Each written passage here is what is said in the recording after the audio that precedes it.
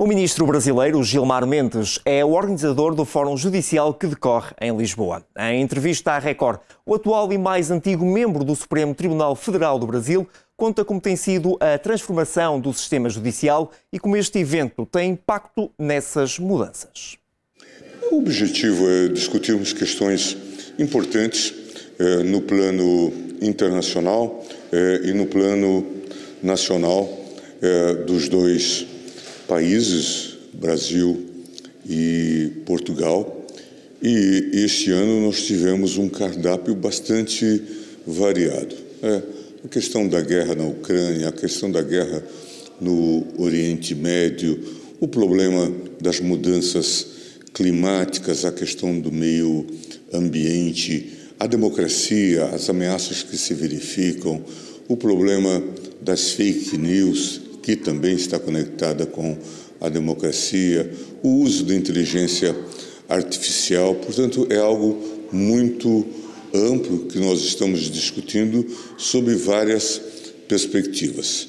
Temos muitos palestrantes brasileiros, muitos palestrantes portugueses, alguns europeus e também americanos, em suma, trazendo abordagens as mais diversas nesse mundo que a gente vê que mudou bastante. Se nós olharmos o cenário de 10 anos passados e agora, nós sabemos que temos uma guerra quase que no centro da Europa, nós temos essa imensa perturbação no Oriente Médio e uma série de inseguranças sobre esse chamado movimento da direita ou da direita extremada. Nós temos tido a presença de parlamentares, de especialistas, de acadêmicos, e isso tudo pode se convolar em propostas de alteração da própria legislação. Temos também a presença de juízes que podem aurir, que podem,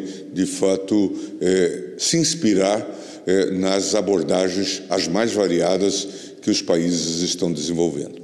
E como é que o Sr. Ministro avalia a evolução do sistema judicial no Brasil desde que ingressou no Supremo Tribunal Federal? Olha, as coisas vão mudando. Isso já faz 22 anos, portanto, já é um tempo quase de uma geração. Eu fui o último indicado do governo Fernando Henrique Cardoso e por aí passamos muitos episódios ao longo desses anos.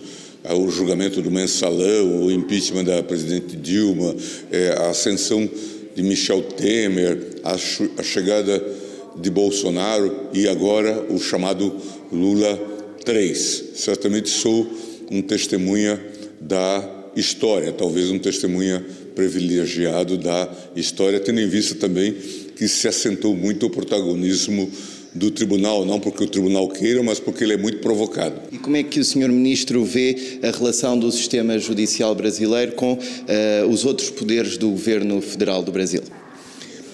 É uma discussão que nós temos, e alguns até apontam ao tribunal um certo ativismo.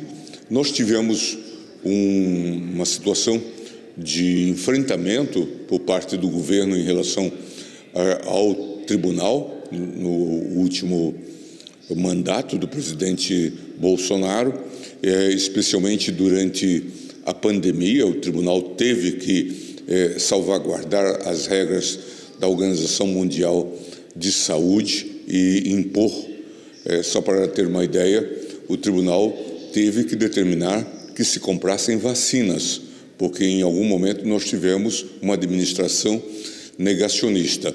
É claro que isto é interpretado muitas vezes como uma erronia, como um erro, como uma intervenção abusiva. Nós entendemos que estamos simplesmente aplicando a Constituição. Eu espero que esse protagonismo agora diminua em razão de uma normalização das relações. Eu sempre digo que não é o Supremo Tribunal Federal que vive clamando por ações. Elas já temos demais, não é? É o próprio sistema jurídico-político que provoca o tribunal. E que reformas acha que é necessário fazer no sistema judicial brasileiro? Eu acredito que nós temos que apostar de todas as maneiras numa desjudicialização. O Brasil talvez seja o país mais judicializado do mundo.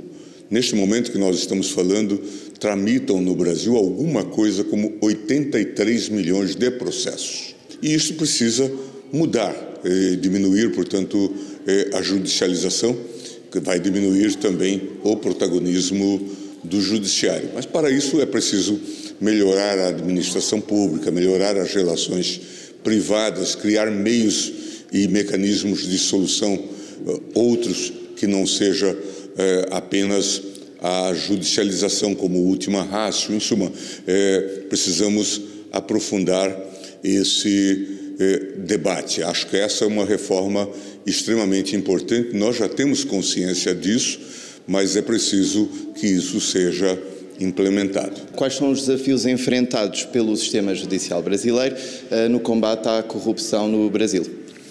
Essa é uma questão que está ainda sendo examinada.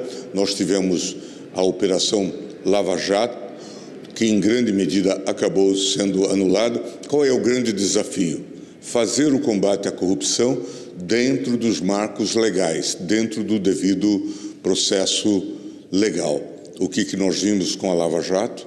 A realização de operações ilegais, inclusive de combinações de ações entre juízes e promotores.